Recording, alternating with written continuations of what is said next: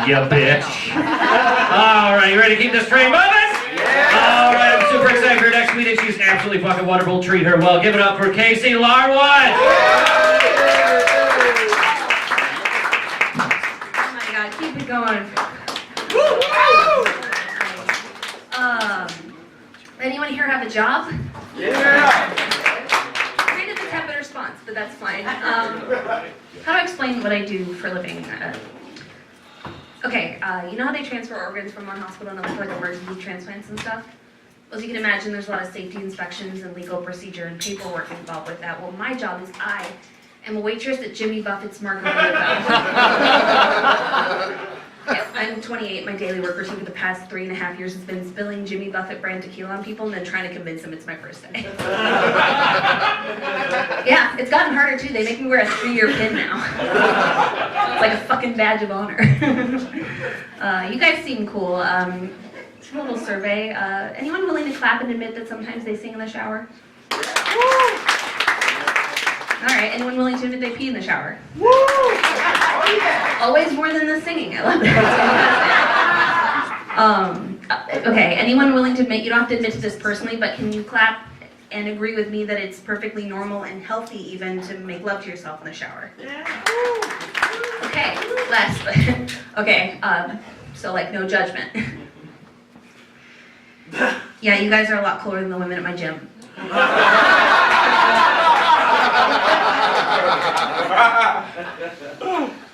So you guys like characters? Yeah. Oh my god, relax, I don't do characters. I mean, I have one. Okay, this is a guy gaslighting his girlfriend in the 1690s. Whoa, whoa, whoa, babe. Never said I that thou were a witch, alright? Said I that thou were being a witch. That's my one character, okay, thank you. The 1690s, what a weird time in our nation's history. Probably why we don't have more female magicians. You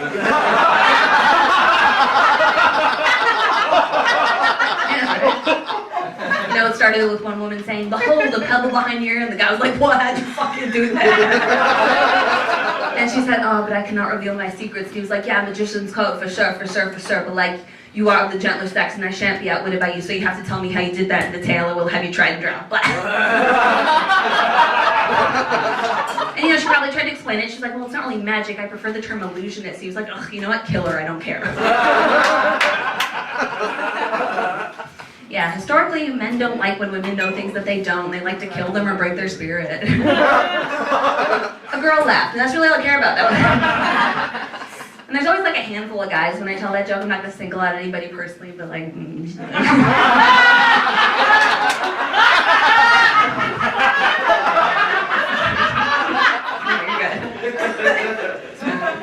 There's always guys that want to intervene and be like, actually, Casey, you know, they also tried men in Salem.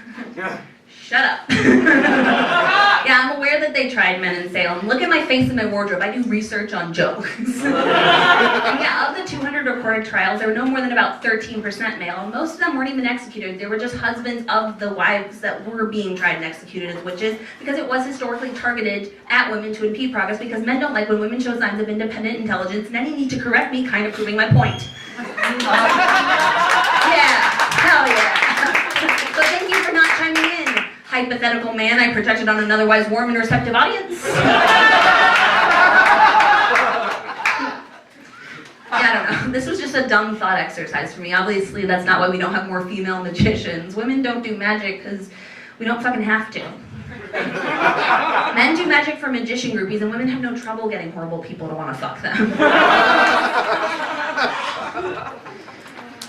Ladies, a little life hack. If you're ever on a blind date and your date ends up looking exactly like Dan Aykroyd, don't tell her. She won't pay for your half of the meal. And then tofu quinoa bowls are expensive, am I right, sister? That joke was to let everybody know that I'm gay. Like, that was obvious, right? The clues were subtle. Like, I didn't overrate evident by the fact that my date was a lady blues brother. Tagged it with some vegan nonsense just to land the plane home. And a lot of my straight friends, when they found out that I'm gay, they're like, "Oh, like, you just don't look gay." And I get a little worked up. I'm like, first of all, don't even know what the hell that means. And secondly, Thank you. I know what it means. It's usually like way less obvious that I'm gay. I'm not usually dressed like Velma from Scooby-Doo trying to solve the mystery of her pronouns. Ooh. Funny thing about comedy, like I was like hoping that joke would work, but I'm like mad it did. Yeah, a coworker I've known for like 2 years just found out that I'm gay, and he just looked at me and went, "Casey, you a lesbo all this time? I thought you was just a nerd." It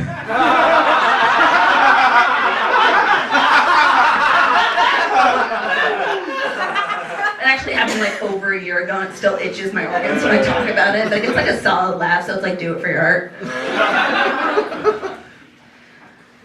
You ever go on a first date with somebody and the first thing they say to you is like, "Well, I'm a Cancer." And you realize that they were warning you? Like, not even something cute and stupid, like, "Well, I was born in July, so just so you know, I'm moody, but I'm also adventurous." No, she was saying, like, "Hey, just so you know, I'm a malignant entity, and a year from now, my presence in your life's gonna make your hair fall out in clumps." Anyone else here in love? No? Cool, I dig it, yeah, for sure. I started a long-distance relationship at the beginning of last year. My girlfriend moved overseas because she was interning for a nonprofit like a real asshole. And the distance started to get to us, so she even confronted me about it. And she said, "You're already such an emotionally guarded person, Casey, and the fact that you don't open up to me, especially now, I don't know, I just don't feel that my emotional needs are being met in this relationship anymore because you won't open up to me." And I was like, okay, since we're opening up, I'm somebody who establishes comfort and trust with somebody through touch and contact. And the fact that I don't wake up next to you makes me uneasy. So while I don't resent you, I just don't feel like opening up to you because my physical needs aren't being met. And I don't know how to let you know that I love you or care about you if I'm not able to hold you. And she said, "Thank you so much. Can you tell me more about how that makes you feel?" I was like, "Oh, you fucking like that, wouldn't you?" Trying to shrink my head. Nice try. Would you believe she broke up with me very shortly after that conversation? It's like, you know what, if you can't handle me at my worst, good call, babe. So, fun twist, I'm the Cancer in that story. We were just super different people, though. Like, she believes that tarot cards unlock secrets of the universe, and I think she's more attractive to me, so that's acceptable. Yeah, like, I don't believe in tarot, I'm just like a better atheist. I tried, like I even let her do a reading for me. Have you ever let a significant other do a tarot reading for you? It's like a regular fight. But it's like weirdly quiet, and the wedding is like too sexy. It was like amazing how she projected my bullshit into those cards like immediately and very transparently did so. She just drew that first card and she was like, "Well, this card represents guilt and insecurity and untapped potential, so like maybe the cards are saying like that you don't apply yourself enough and that you should find more consistent writing work with better benefits." Oh, is that what the cards say? Seems to echo a conversation you've tried to start with me multiple times in the last 6 months. Weird that the cards are saying it now. This guy with swords in his ass thinks I need to find a new job. That's fucking spooky. I'm not gonna be shocked at all if the next card's gonna say I don't drink enough water and I hog the sheets at night. It was like everything in my power not to whip out my deck and do a reading. I don't have tarot cards, I just have a deck from Atlantic City of naked ladies. You can do a reading with that. I just look, oh look, I drew the thick redhead, interesting. And then this second card here, the petite blonde, also quite meaningful. No, what's this last card here? Ah, the twins kissing, not my thing, but I trust the metaphor of the card. Now personally, I'm not an interpreter, but I'm pretty sure the cards are saying that if I'm not good enough for you, we both have 52 other fucking options. Maybe without that this passive-aggressive voodoo for a second, I'm fairly simple. There are easier ways to manipulate me than this.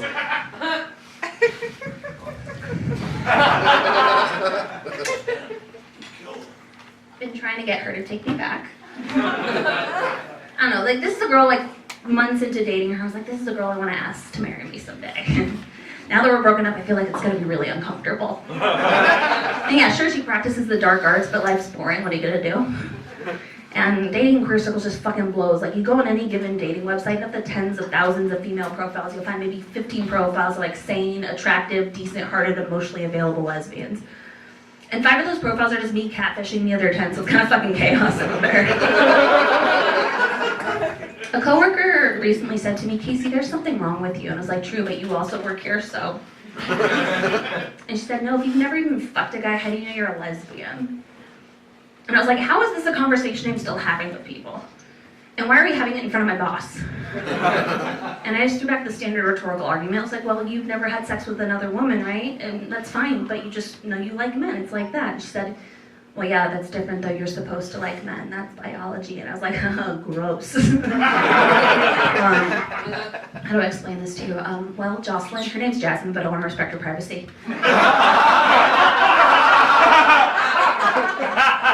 Your best friend's a girl, right?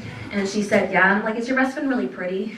And she said, yeah. I'm like, well, you ever get drunk with your best friend, you're hanging out, and she does something hilarious and awesome, and your guys' song is playing, the light is hitting her a weird way, and you feel weird, so you kiss her. You know what? Jocelyn was cool. She just looked at me and went, yeah, okay. Like, yeah, hell yeah, that's friendship, that's normal. But like, you know that moment after you kiss her and you pull away, and you imagine brushing your nose against her cervix? And Jocelyn looked at me and she said, no. And I was like, oh. Well, I do. That's all I'm thinking about all the time. It's like, and that's how I know I'm gay. And I know she be thinking other things, like the results of like the mayoral elections, or the fact I really don't know how my health insurance works, but I can't wrap my head around any of that shit, because my primary objective in life is just a fucking burrow, just fucking burrow clicks. So I'm either a lesbian or I'm a Doberman trapped in a lesbian's body. It's just biology. Amy's parents, was that okay? Like, you enjoyed that one? All right, too much? No? Okay, have a good night.